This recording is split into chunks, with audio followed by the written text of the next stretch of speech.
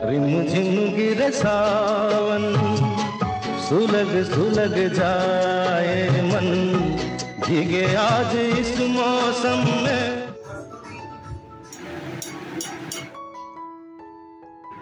Hello everyone, কেমন আছো সবাই? আশা করছি খুব ভালো আছো, আমরাও ভালো আছি। আর দেখো সকাল সকাল অনেক জোগাড় নিয়ে অরিন্দম এসে গেছে, কারণ আজকে হলো আমাদের শ্রাবণ মাসের প্রথম সোমবার।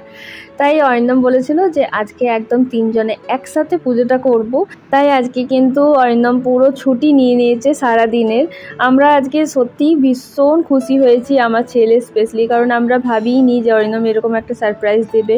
মানে কালকে রাতে অবধি আমরা জানতাম না যে ও আজকে ছুটি নিয়ে বাড়িতে থাকবে। তো যাই হোক, এখন সব জোগাড় হয়ে গেছে, এবার আমরা পুজো শুরু করে দিয়েছি। এই সোমবারটা আমরা বাড়িতেই করে নিচ্ছি পুজোটা। আমার বাড়িতেও শিব ঠাকুর আছে, তবে যে কোনো একটা শ্রাবণ মাসের সোমবারে আমাদের মন্দির যাওয়ার ইচ্ছে আছে, দেখা যাক কত কি হয়। তো চলো এখন পুজোটা সবাই মিলে করে নিই। আর পুজো করতে করতে মহাদেবের কাছে একটাই প্রার্থনা করি কি, মহাদেব সবাইকে সুস্থ রেখো, ভালো রেখো।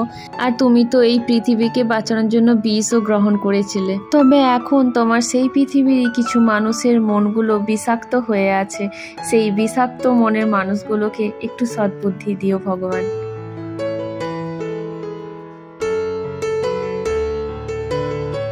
তো পুজো কিন্তু আমাদের হয়ে গেছে, তো এবার জলখাবার খাওয়ার পালা। আর অরিন্দম না সকালে সব জিনিস যখন আনতে বেরিয়েছিল তখনই বাইরে থেকেই খাবারটা নিয়ে এসেছিল।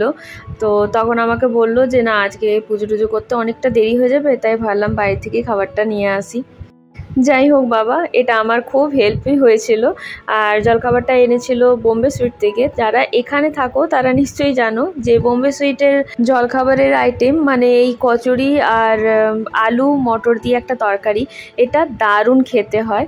আর আজকেও একদম খুব সুন্দর খেতে ছিল। তো চলো এখন আমরা আগে সবাই মিলে খেয়ে নিই খাবারটা, তারপরে আবার শিব ঠাকুরের গান শুনতে শুনতে সারাদিনের কাজ করব।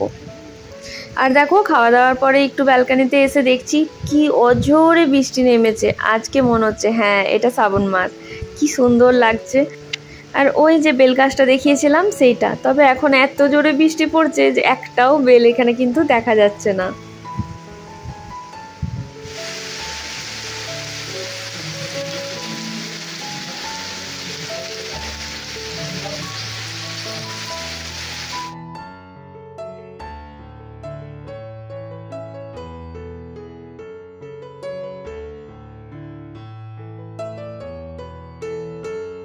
এসে গেছি আমি এখন আমার কাজে রান্নাঘরে। তো দেখো আজকে কিন্তু মটর ডাল বানাবো বলে ভিজিয়ে রেখেছিলাম, আর সেটা নুন হলুদ দিয়ে সেদ্ধও করে নিয়েছি।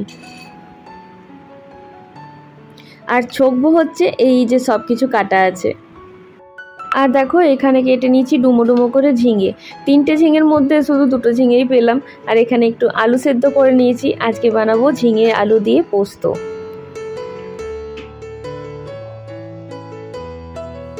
আর এখানে দেখো একসাথে দুদিকে চাপিয়ে দিলাম।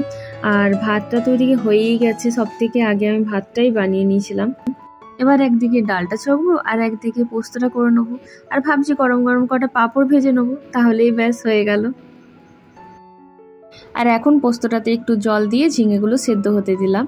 আর এইদিকে কিন্তু ওই যে ডালটা ছকবার জন্য পেঁয়াজ রসুন আদা কাঁচা লঙ্কা টমেটো সব কেটে রেখেছিলাম, একটু পাঁচফোড়ন তেলে দিয়ে সেগুলো ভালো করে কষিয়ে নিলাম।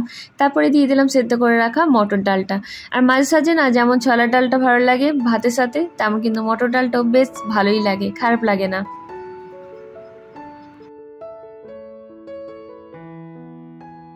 এখন এবার ডালটাতে গ্রেট করে রেখেছিলাম একটুখানি নারকোল, সেটাকে দিয়ে দিচ্ছি। ছোলার ডাল হোক বা মটর ডাল, একটু নারকোল পড়লে খুব সুন্দর খেতে লাগে।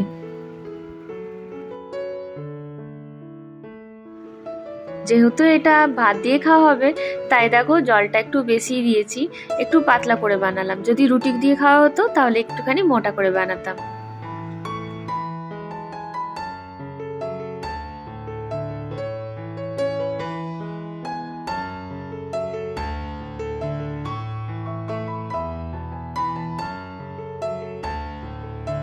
তো পোস্তটা একদম রেডি আছে, এবার ফ্লেমটা ব্যাস বন্ধ করব। তখনই দিয়ে দিলাম একটুখানি ঘি, কাঁচা তেলও দেওয়া হয়, তবে আমি একটুখানি ঘিটাই দিই, আমার ঘিয়ের ফ্লেভারটা বেশি ভালো লাগে। কাঁচা তেলটা দিলে না আমার ছেলের একটু গন্ধ লাগে।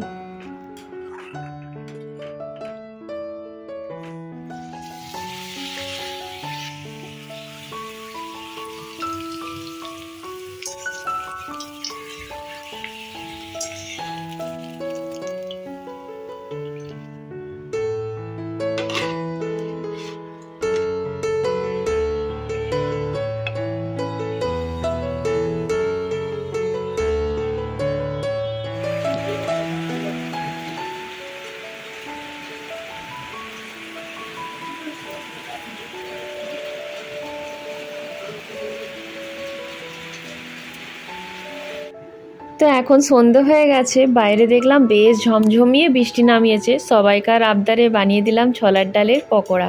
গরম গরম পকোড়া এখন সার্ভ করে দেবো তেঁতুলের চাটনি, টমেটোর সস আর একটা আমার বানানো লঙ্কার চাটনির সাথে। তো চলো, এই যে পকোড়া রেডি হয়ে গেছে, এবার পকোড়াগুলো আমরা খেয়ে নিই। আর এই ব্লগটা কিন্তু এখানেই শেষ করছি।